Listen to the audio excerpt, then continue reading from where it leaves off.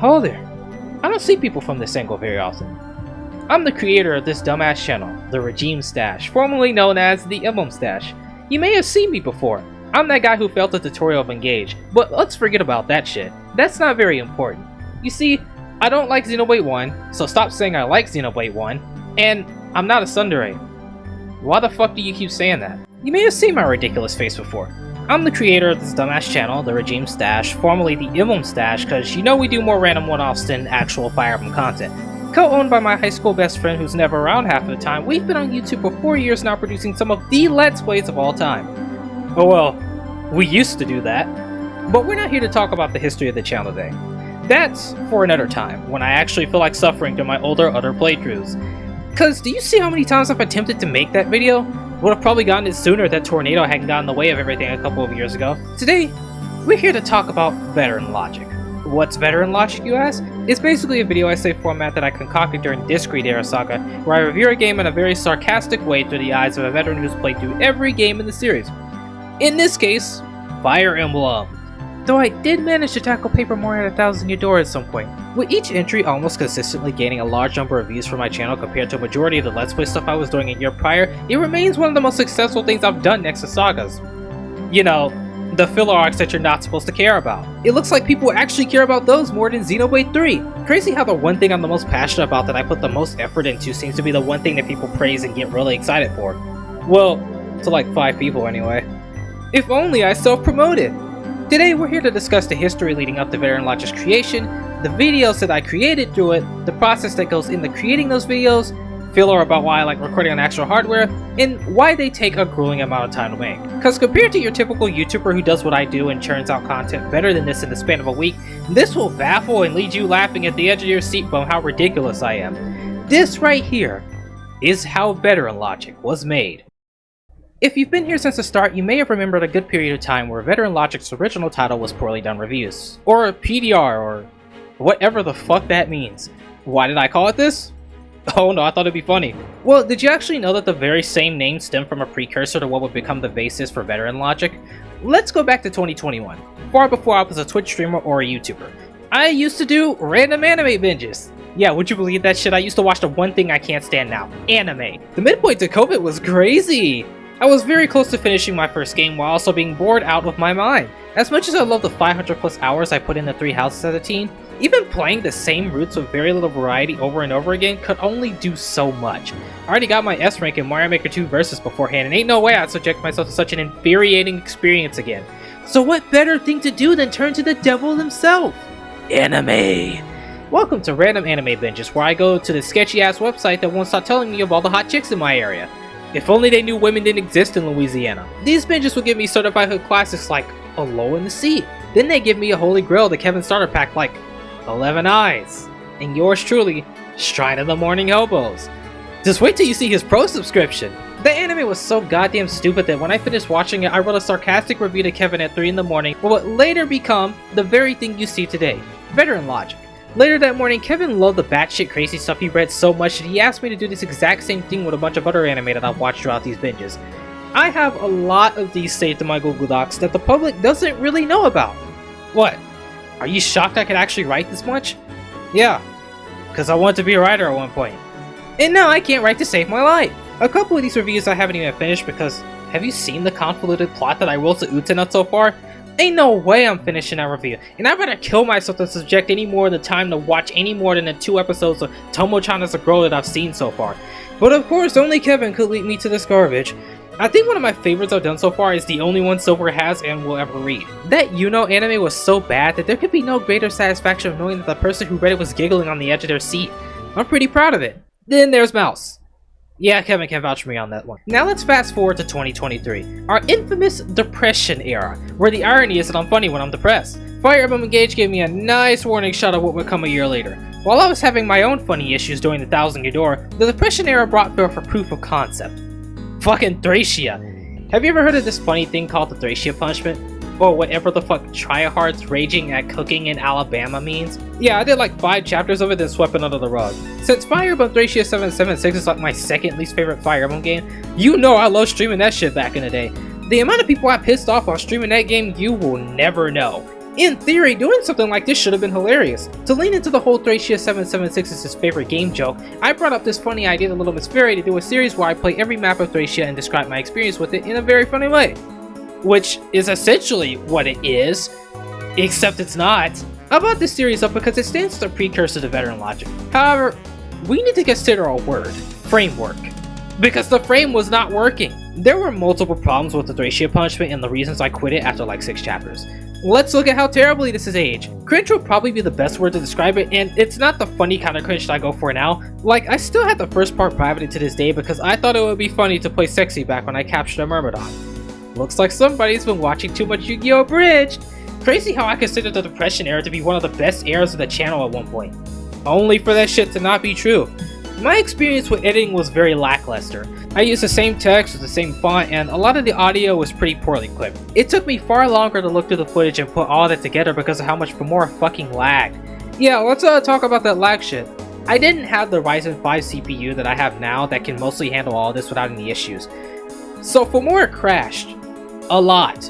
Open up Streamlabs alongside it, crash. Share my screen, crash. The technical specs are for later, but let's just say that an Anthlon X4 is the worst thing to have for the stuff I tried to do back then. Even funnier, it bottlenecked my graphics card. Who builds a computer where the CPU is weaker than the Hollow Knight graphics card? I must have been really desperate after the laptop corrupted, huh? And also, not to mention that it just became more and more obvious that I didn't know what it wanted it to be. I think at one point I couldn't tell if I wanted it to be satire or serious, like if it was going to have lore or not. Yeah. Lore in a fucking series where I describe how much I hate playing something. Can't wait for that to be funny! Cause in chapter 4 I made some joke about Altea that I cut out. Yeah, can you believe that? Altea Games getting shouted out in a fucking review series. And here I thought she'd just be relegated to the certified hook class. I'm a fan of her, joke that I always do. Now let's add her to the Thracia punishment. But by chapter 6, I was done with the agonizing experience of editing and that stuff. The Thracia fans weren't having it for obvious reasons, and I was done playing the game because I just genuinely wasn't having fun. And then I gave up on it and went back to Let's Plays. Thank God I don't have a community.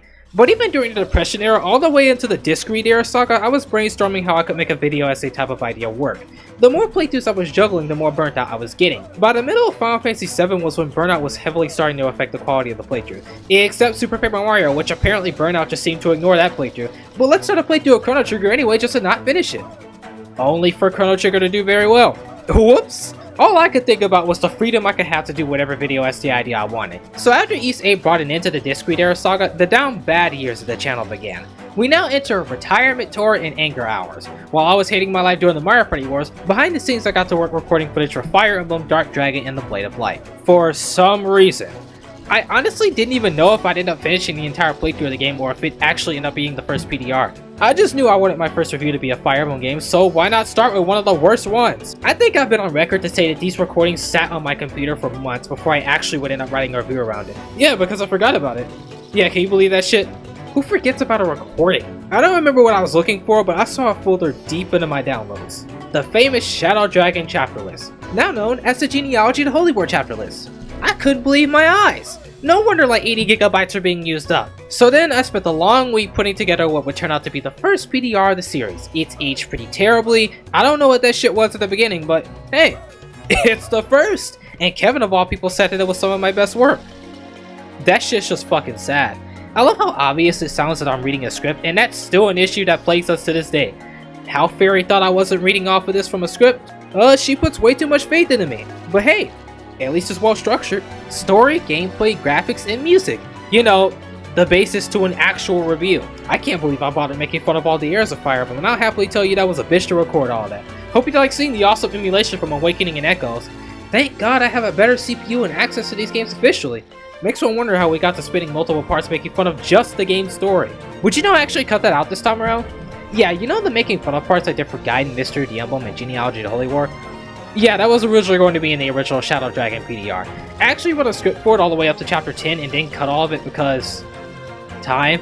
And the fact that FE1 and the way it goes about presentation when it comes to story is very difficult to do when you look at the wacky stuff I do for Genealogy. Probably one of the best decisions I could have made for a review on that game. Now the question is, will I do that shit for the remix? But enough about the first PDR, let's talk about Gaiden. Gaiden marks one of the most significant reviews I've done yet. If there was anything that shaped how Veteran Logic functions now, it'd be this. I can't believe an entire segment dedicated to making fun of the story would end up being the most defining thing about it. All because Fire Emblem Gaiden technically has no story. I would immediately get to work recording Gaiden, and I think it took like 3 weeks to finish it. I thought it would be funny to use one of my stream overlays as a background layer for a video, and I don't know why I did this, because it looks like shit. And I don't know why TJ said it looked really good, or his obsession with the Gaiden video either. It was the last time I used full screen for the footage because I think all of these older Fire Emblem games just look better in 4x3. My childhood Wii U was dead and I had no access to one for like over a year, so the idea of modding one just so I could gather footage from the game without constant stuttering was kind of a myth. We broke out the good old emulator, XENOBLADE, and used none of the quality of life features that literally anybody would use with an emulator. You might be able to see some random line at the bottom. Some shit with OBS and Streamlabs' window capture thing, like OBS and Streamlabs just don't like it when you move a capture source around, so part of the image just stands there at the bottom of the screen until you reset it. Because, of course, that's something that happens with this stuff. I also used OBS instead of Streamlabs to record this time around, and I think I randomly used my CPU for encoding at one point, only for me to change it near the end. Because if you look pretty closely, you might see some blurring or artifacting near the end. Yeah, I don't know how this shit happened. Let's just pin it on my Hollow Knight graphics card. A lot of the first 2 weeks of that game was just constant grinding for 3rd tier classes, just so I could breeze through it the very next week. The joke I made about having actually 2 different recordings of the final chapter and having none of it being used in the final product, yeah, that shit actually did happen. Yeah, I love forgetting about the Falchion just to record the experience all over again and not use it. I really wish I just lied about it. I think I wrote and recorded the entire script of that video in a day, and this would be the last time that would ever happen because I learned the hard way with the Thousand Year Door that there's just so much shit to talk about apparently. But let's go back to the main defining part, making fun of that story. The process is simply like this. I'd skim over every recording, chapter by chapter, event by event. If something stupid happened to me on the map, I make a joke about it. Something in the story makes no sense, make a joke about it. And since Gaiden doesn't really follow story progression in the way that other games approach it, I may have accidentally fumbled into one of the best things I could have ever done. Making fun of the story, but like somehow have the progression of making fun of it be in the form of a commentated playthrough. This shit is absolutely the death of me to this day. Now, of course, I don't have to say that I'm not the first person to do something like this, but do you really see anybody in the Fire Emblem community going over these games like this? They take these games far more seriously. In hindsight, I kinda like how it turned out. Both the way I approach making fun of the story and the rant about the execution of the game's mechanics near the end. I sometimes like to go back and hear it because of how detailed it was. It did surprisingly well, because I wasn't expecting it to get over 100 views in total, nor did I expect TJ to become obsessed with it. Because the first one just went unnoticed by him. This dude loved it so much that he did something that he's never done with anything I've ever made. Recommend it to other people. We watched it together in VC with Topher of all people. Topher. He also wrote me on the thumbnail, but it's okay. Thumbnails clearly don't seem to mean anything with YouTube anymore because the algorithm is dog shit. And yet it's still better than Twitch. If only he could see how stupid they are now. Like, look at this dumb thumbnail I made for the most recent one. Just wait till you see chapter 3. From my channel standards, I just seem to get views on these things regardless if the thumbnail sucks or not. Like, look at how little effort I put into the previous 2 PDRs before this point. 50 to 100 views is extremely good, especially for a channel that nobody really knows about. But you might be wondering, how the fuck did I get to the 1,000 Year Door? Yeah, I wait a bit for the 1,000 Year Door. I think the remake came out and I saw Brave and everybody else all over that game for like a month. And then I was like, what if I did that shit too? 1,000 Year Door was an agonizingly beautiful 6+ months in the making. I wanted to do the original, and since I have an actual copy of the 1,000 Year Door, I chose the original hardware route because, of course, I like playing on actual hardware. Even if I wanted to go the emulation route, the CPU I had at the time was just not a fan of running a game in Dolphin and recording or streaming at the exact same time, so here we are. You know that shit right there is actually why Path of Radiance wasn't the first playthrough of the channel. I actually wanted to do it on the GameCube, but the shitty adapter I had at the time made the game look like shit, so I chose my childhood Wii. The adapter I have for it gives me progressive scans, so sick. Thank God I went back to the farm to get it before the house caved in on itself. I can't really remember how long it took to record the game. Like, I want to say it was like 3 or so months because I was also juggling driving school and Shaniqua's fat ass screaming at me. And that made it take a bit longer than I initially expected. In terms of the making of, there's actually a lot of behind the scenes. So much that we'd have to save all that for a separate video, so I'll only summarize things this time around. Because of how 1,000 Year Door works compared to Fire Emblem, I had to go about this in a completely different way. Instead of doing things like the first PDR, I decided to be a bit ambitious. Instead of the FE3 and Gaiden approach where I'd summarize everything that would happen and I'd skim over a few dumb things that happened to me, I would skim through all the dialogue, everything I did in the recording, anything that happened to me and kind of just make a script, almost like an abridged Let's Play. This was more than just a summary of the story. This was a commentary of the playthrough and my experience playing the game.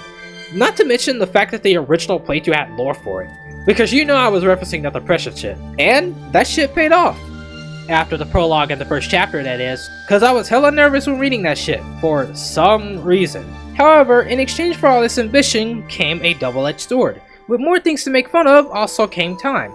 This took longer to make, longer to write a script around it, and longer to edit. And we'll go into all that later on, because the genealogy stuff I'm doing right now is essentially the grandchild for what I did here. Not to mention that I edited chapters 3 and 4 without a keyboard, because, of course, my old keyboard had to break during chapter 2. Oh my god, that shit sucked. After Thousand Year Door, I went straight into FE3, the game that was originally going to come before Thousand Year Door, but didn't. And I'm glad that it didn't, because it was probably going to suck. The veteran logic for FE3 ended up turning out just okay. I cut a lot of corners, and some of those corners we will go into. I didn't have a copy of the game at the time, so I pulled out the Certified Hook Classic, SNES 9X, and let my computer do all the handiwork for providing this beautiful image you'd end up seeing here. For the first couple of chapters, the screen resolution was off because I thought it looked good. What the fuck is wrong with me? I ended up changing it to fit the borders of the screen a couple chapters later, and I think the entire recording process took literally 2 weeks. I sped ran through this game a lot quicker than I initially wanted to. FE3 is one of my favorites in the series, and I kind of realized near the end of recording it that I didn't really take my time to enjoy it as much as I wanted to, which is probably why I've been playing it on the SNES so much lately. While Book 2 was recorded on the emulator, I was too lazy to set it up again for Book 1, so I used Japanese Switch Online, which I was in a VC in with TJ being bored out of my mind, while TJ himself was having the time of his life failing on some random boss from Ninja Gaiden 4. Really glad I only used footage from like 3 of those chapters. The process of making it is about what you'd expect. For the story script, I went in for this quick summary style format that somehow ended up working really well. And I wish I was this strategically lazy for genealogy. I don't really understand what made me want to approach FE3 this way. I guess I found it far too difficult to approach it the Thousand Year Door way, like, maybe nothing really happened on the map. I honestly don't really know because I don't have those recordings anymore. Maybe that would explain why the last part was what felt like 6 minutes. So let's talk about the strategically lazy part. Yeah, remember why I said FE3's veteran logic was just okay? Yeah, let's go back to the part where I said I cut a lot of corners. Let's look at the intro. You know how it just kind of shows a quote and then just starts? Would you believe I had a whole intro segment that I cut out? This isn't the first time I've done something like this. I did it for the Thousand Year Door, and I'd do it again for genealogy. There was going to be this whole segment where this character I created, the FE elitist, was going to come in and exclaim how he finally found a good Fire Emblem game for me to play, and how he's going to convince me to play it after trolling me with Gaiden. Only for me to deny wanting to play it because I hate this era of Fire Emblem. But you can be sure he got my ass to play it. I recorded a lot of scenes of me playing on multiple different consoles and handhelds because I had this joke of there being multiple different types of Fire Emblem fans, and they would all constantly mock the elitists. Yeah, I didn't use any of that. I think I said some stupid shit about the original video corrupting. I don't even know if that shit actually happened. I know the original video for Thousand Year Doors Chapter 1 corrupted, and I had to remake everything I did up to that point all over again, so thanks for more, but the only reason I can remember for not using it was because the audio quality was so fucking bad. Lots of crackling and lots of buzzing. Kevin knows this from experience because that's essentially what he hears every time I'm in VC with him. If only I'd just get off my lazy ass and untangle the microphone cable. There's another example of this right at the beginning of the actual review. You know how it's just a black screen and I'm like, ah shit, what a fun game, dude. Goddamn right I could add another conversation. I didn't even try recording anything for that one. My current setup with cameras and microphones just really isn't good enough for standard level YouTube statements to work properly. You can see why I don't do this very often anymore. At least during the making of part 3, I swapped out my old CPU so the editing process wasn't a laggy shit show anymore. Well, maybe 30 minutes of edited footage in it isn't. Let's hope we don't break 50 minutes ever again. And for part 4, I skipped over a whole chapter, because literally nothing of note happened during it. Whoops! Didn't think it would affect the video's length, huh? So yeah, it was alright. I feel like I could have done a lot more with FE3 to be honest. The few people I showed it to had enjoyed it well enough, and I guess the issues that I saw with it just didn't come up with them, so cool I guess. And TJ sung no praises with this one. It doesn't matter. I don't think he's even subscribed anymore because I shit-talked Engage too much for his liking. It's funny bro, I don't know what to tell you. Alright, so enough of all the veteran logics I've talked about so far. Let's talk about my favorite part, the stuff that actually goes into making this stuff happen. Welcome to the Regime Studio. We used to record in the living room at one point. This is certainly one of the rooms of all time. Just look at all the consoles I have here with me. Most of the stuff I guess my brother handed down to me. All this shit and I'm still bored playing the same Fire Emblem games all day. Let's talk about setting up the footage that's going to be captured from these consoles and how it slightly differs when recording from either a retro console or a modern one. Just look at all these cables. Do you see how messy all this shit is? I've tried to reorganize this shit so many times and no matter what I do, it's just always going to be a jumbled mess. First, we need our capture card. Here's this AverMedia 4K pass-through capture card. It's pretty nice. It's here to carry the image from the console to the computer. I also have this basic brick that was like $20 that does the exact same thing as the $120 capture card I bought 4 years ago. Awesome! Yeah, I think it's obvious that you don't need an expensive capture card when Kevin has a fucking USB stick that was like $10 and even that thing outputs the same quality as the AverMedia one. Gotta love overspending! I only bought it because I thought the AverMedia one was broken and like, it literally wasn't. I was just stupid. I don't know why the audio was cutting out on stream back then. The only real problem with it is that the cable that comes with it is just so short that I had to have it on top of the computer. And I just appreciate the length of the AverMedia one more. With the brick capture card, you also have to make sure you refresh its source in Streamlabs or OBS, or you get the line in the middle of the screen, the artifacts that you can visibly see when I was playing Smash 4. This thing was responsible for the entire Letherian Archipelago section being cut in the Xenoblade 2 playthrough. I haven't used it since because of that fear. I also have this generic splitter that I bought by accident. It's a little finicky to work with when the power supply cable also isn't very long. It'll sometimes cut out or cause artifacts like the one that happened during the time I was recording Chapter 1 of Genealogy. It was really fucking me up during Super Mario World. Sometimes the TV won't even show anything, but like, the monitor will. That shit is ass, bro. I only really use it for my monitor and for the other TV if my brother is here, just so he can have Radiant Dawn to himself while I play whatever console I like. But what about the retro consoles? For the SNES, N64, and GameCube, I use this cheap Chinese knockoff of the RetroTink 2X Classic. Whoops! It does the same thing as the RetroTink, but for half the price. Its own hardware quirks, and none of the features that everybody loves the RetroTink for. Thank God I don't care about those features, because I don't like CRTs and I don't care about any of the filters. You know, the things these consoles were designed for. But don't feel too antsy, guys, because look at what we had before. Stay the hell away from these things. I might end up getting a 2X one day, but that day depends on whether I succeed as a technician. Well, it's okay, it's not like it's going to make the N64 look any less shit. It's a pretty alright choice if you don't use composite. You know, the cable that comes with every one of these consoles. Just look at all these amazing options. If only I cared about RGB. We get a smoothing option. Ooh, it doesn't make the N64 look better. I've upgraded from composite to S-Video, and that's probably as far as my stupid ass is going to go. For the Super Nintendo, I always record with the one chip because of its clear image quality. The SHVC01 and the SNSGPM family revisions give off a much softer image that helps with games like Donkey Kong Country, whose pre-rendered sprites blend in better with the background, but because of how the 3-chip setup produces an image before it hits the TV screen, the final product ends up very smeared and blurry.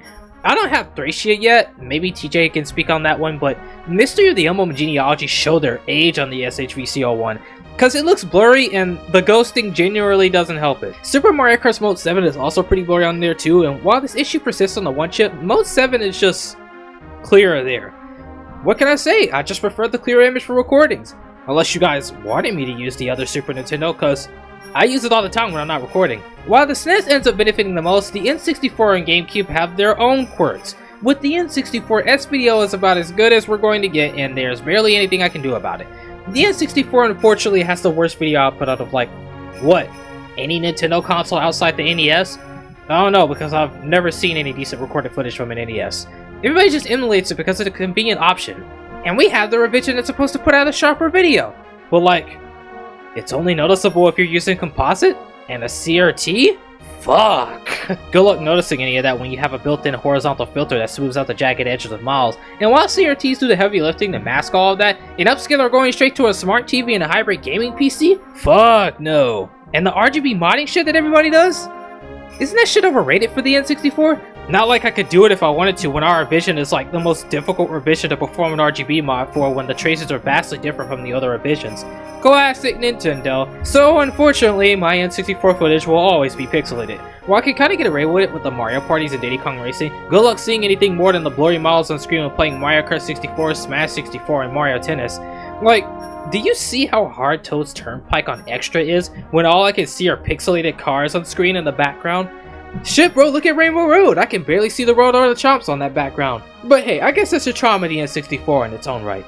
But what about that GameCube? Unfortunately, the GameCube is my worst quality, because either Streamlabs, OBS, or My Hollow Knight graphics card just really cannot stand 480i. But let's be honest, I don't think anything that isn't a CRT can stand it either. Sadly, both of our GameCube models lack the ports necessary for progressive scan, and as a result you get this really jittery image that I swear for the life of me, I only see on the computer. It's not on the TV, it's not on my other monitor, just through the capture card source on my computer. Because all of these things come directly from my capture card, and you'd think the TV or monitor would show these artifacts, but they're just not present. I've messed around with the de-interlating settings, and the best I could get by eliminating it is by using blend, but like, it just looks weird. There's discard, which is second best, but like, the jittering is still there. And for this reason alone is why you will almost always see me recording GameCube games through backwards compatibility on the Wii. Oh yeah, right, the Wii. The Wii gets its own cheap Chinese garbage. But like, it works and does its job, something that the other cheap Chinese garbage for retro consoles can't do because everybody knows the huge demand and money that comes with actual good scalers. So why not take advantage of imbeciles who can't be bothered to use their brain to do that research? Like me.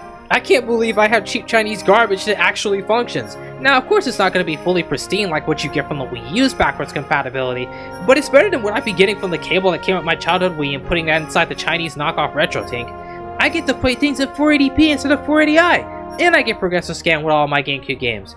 It's pretty nice. And apparently I have the revision with a revised encoder that provides a sharper image. Not like I can really tell the difference anyway. They're gonna be looking for dudes getting a Wii for Christmas in 2011. So we got footage from all the other consoles, but what about the other handhelds I have? How do I get footage from that? I don't. Unless you want me to point the camera straight at it, which I've done multiple times. I don't have a new Nintendo 3DS because I didn't see the point in buying one at the time because I thought it was fucking stupid. All I got is a modded OG. The one no one cares about. I mean, I can capture footage from my OG 3DS, but just look at that little guy. He's running worse than the N64. And even if I went the docking station method, even with my proficiency in soldering, good luck buying a shell, a capture card, and a custom motherboard to fit in that shell without paying an arm and a leg. We gotta pull out the good old emulator. Welcome to Citra. Or Azahar. What kind of fucking name is that? It's here to stutter, lag, and freeze anytime anybody tries to do something. 3DS emulation sucks. I genuinely hope it improves within the coming years, but do you see how weird the 3DS is? Doesn't this thing, like, have the hardware of 3 different handhelds in the one?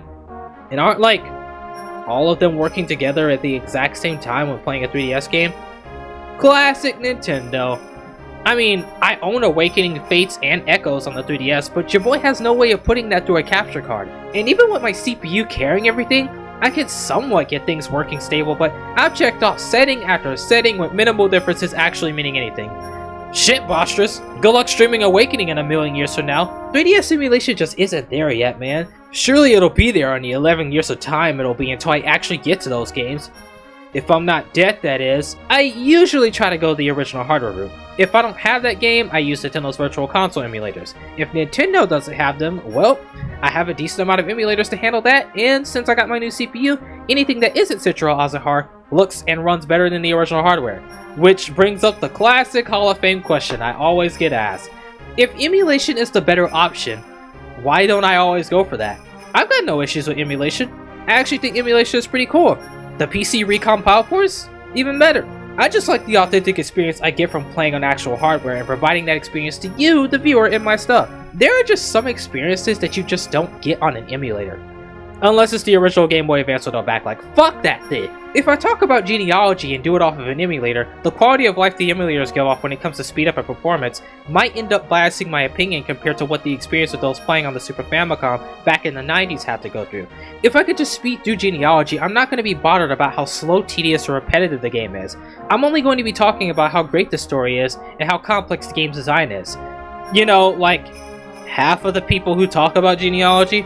It's a very minor point, but if I'm talking about Diddy Kong Racing on actual N64 hardware, we all know that game is known for pushing the N64 to its limits, and the lag, especially with levels like Dark Moon Caverns or Boulder Canyon, where steering properly can be legit difficult sometimes because the hardware is struggling to keep up. Head your ass to the Frosty Village and see how the game dies for a couple seconds before returning back to normal. If I played it on an emulator or a recompiled PC port, I wouldn't even think about that shit because the experience would be infinitely smoother. Mario Kart 64 suffers from the occasional frame drop in a lot of its stages, and certain levels like DK's Jungle Parkway are some of the experiences of all time. Just start that shit on an actual N64 and see how it takes like 5 seconds to load the level just to see the countdown timer lag, and then see how much quicker that is on Nintendo Switch Online.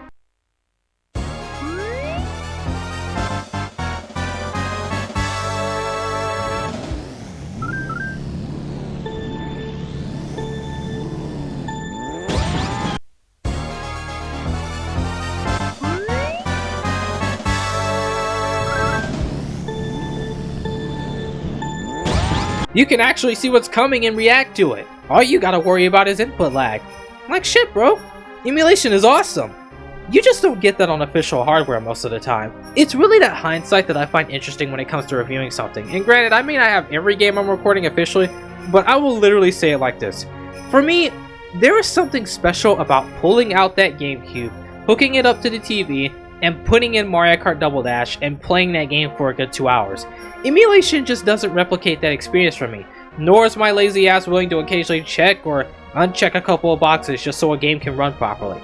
Emulation is cool with a really good computer that can handle it, but it just doesn't feel the same setting up at this computer, plugging in a controller into the back of it, and laying in this uncomfortable chair. Especially how demanding emulation was for my old CPU. Sure better hope you have a decent CPU that can handle Dolphin's demanding loads for most games. Fuck, what was I making this video for? God damn it, Kevin, I got off track. Let's get back to the setup. You see all those wires? Can you believe all this shit carries an image to my computer? For the Wii U, Switch, and Switch 2, these are the host consoles. By normal means, an image goes from that console to the TV or monitor.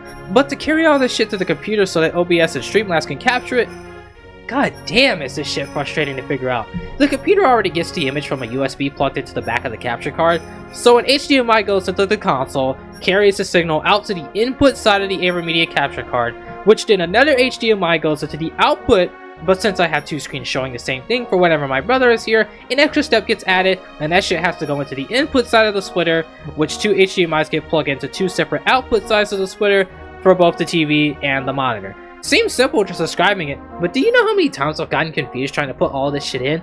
For the retro stuff, it's essentially the same thing. The only difference is that instead of the HDMI being plugged into the console, it's instead plugged into the Chinese knockoff to carry out the image that the S-video cable takes from the console. Now that we have all that set up, it's time to open either Streamlabs or OBS. I've always used Streamlabs to record because for some reason OBS will just give me random encoding overload issues. Is what I said when I had my last CPU. Not like I bothered to use OBS again since like what? Gaiden? Like when I retire from streaming? Let's take a closer look at my settings. I thought I knew my recording settings, but I actually didn't. What the fuck? My process priority is set to above normal, my CPU does everything, I didn't even know my CPU was handling recordings, I'm a 720p 60 FPS dumb fuck, I didn't even know my ass was recording at constant bitrate. 4500? That's barely acceptable for Twitch standards, but it clearly doesn't affect anything, so I don't care. If only that could explain all the artifacting happening during Super Paper Mario. Just be sure to put that CPU usage presets to very fast. Alright, cool. So, those settings exist, is what my dumbass thought. Let's take a closer look. What the fuck is any of that? Now that we set up everything, it's time to pick a game to record. For relevancy, let's choose Genealogy. Time to pull out that Super Nintendo, turn on that Chinese knockoff, and embark on absolute hell. This is where I sit down to record Genealogy.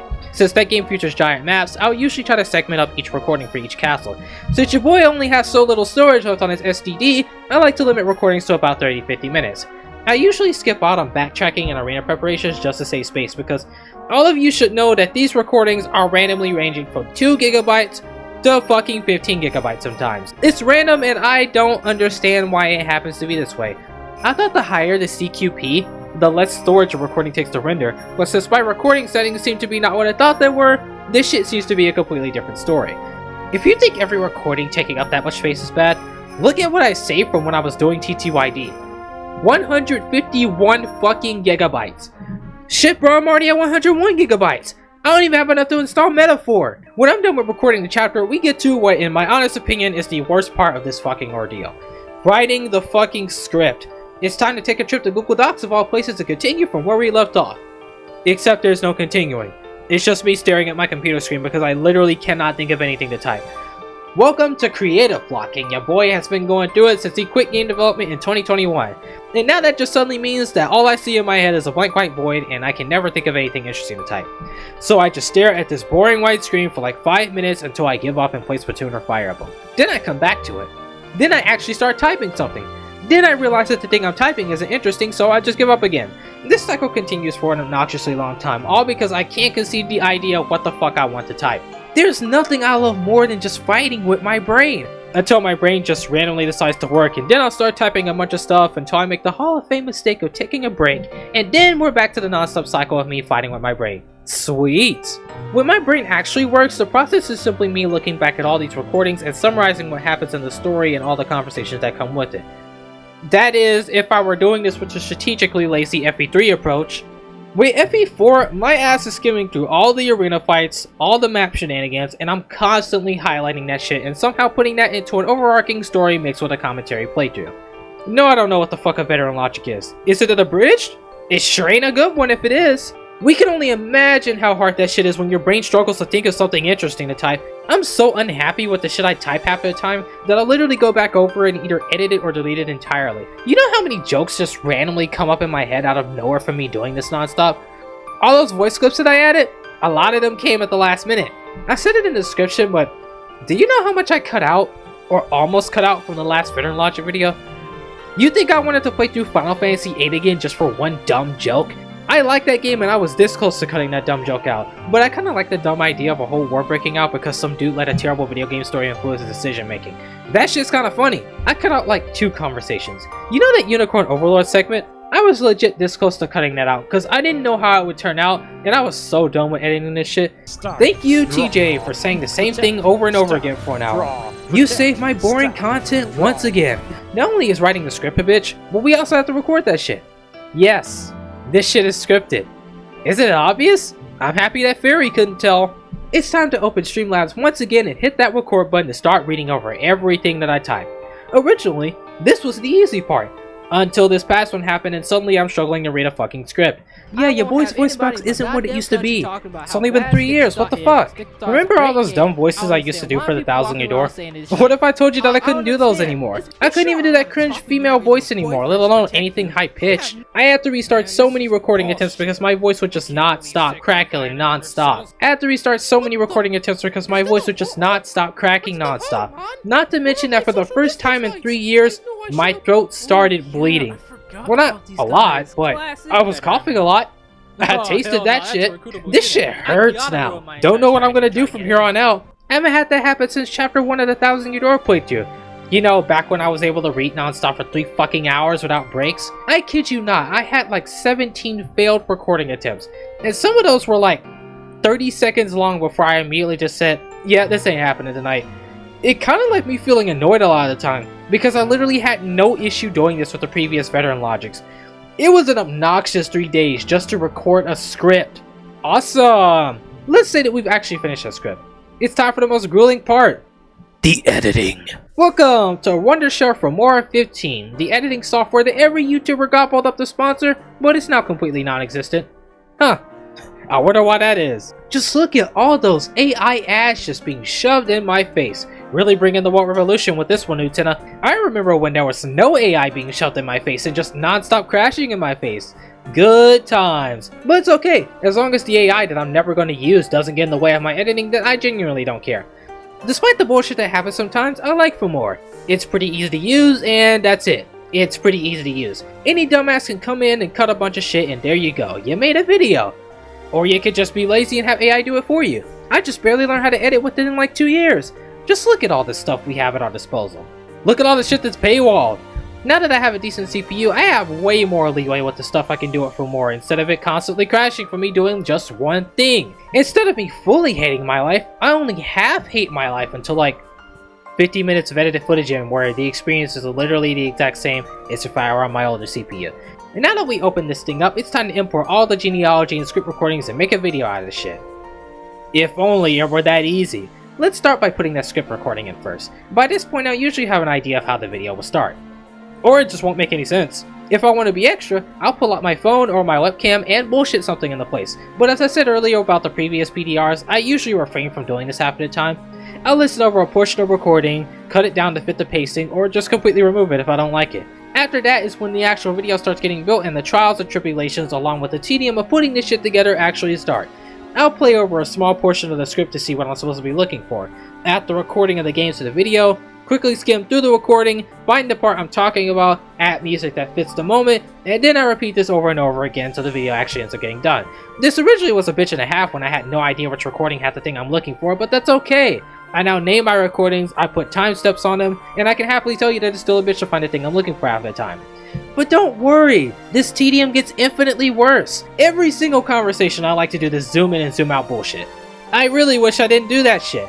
Click on the image, zoom in for a bit, zoom out, go to another character, zoom in for a bit, repeat the process. Fuck, man! Not to mention that I always try to keep their mouth movements in frame, so let's keep repeating the same clip over and over again. There's a lot of times when I reference something from another Fire Emblem game or just another game in general. God fucking damn it, do I hate doing this shit. So I have to stop what I'm doing, pull out the other console emulator, play up to the thing I'm talking about, or record the thing I'm talking about, and then cut it up, add it to the video. This is the same for the memes and the voice clips. I have to find and or record that shit all by myself. Sometimes that voice clip will have background audio, and goddamn, that process is even more obnoxious.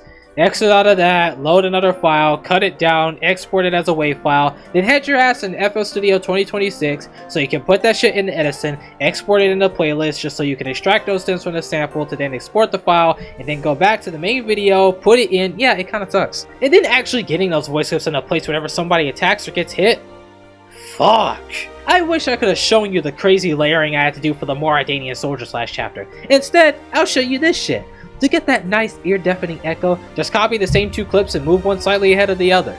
It gets even more annoying when I don't want to do this layering shit again, so I go all the way back to the last part in the video where I did it, and then I copy it, and then I go back to where oh my god, bro. Everything you see here is essentially repeated non-stop depending on what the script entails. A lot of the time, it feels like an eternity just to get even a couple minutes of footage edited. My hands get stiff, I don't even know how close I am to getting carpal tunnel, my face looks like I'm dead, and all I got for morale is the fact that I can watch over everything I've edited so far, and the satisfaction of actually seeing all my tedious work finished into one dumb video. It took me nearly a whole week to edit together a 50-minute video. I worked almost all day repeating the same thing over and over again, and you know I fucked up my sleep schedule trying to get this finished. But then, we get to that day.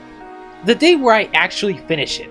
I get up early in the morning to slog through the last few minutes of edited footage. I watch over my dumb finished project one last time to make sure everything looks okay. Something that I was too stupid to do near the end of the last Veteran Logic. And then I wait 3 fucking hours to encode it all in 4K. According to YouTube anyway. After that video finishes, it's time to make the world's dumbest thumbnail. And then, it's off to YouTube to encode for another 3 fucking hours. And then, after those 3 hours, it comes out to the public.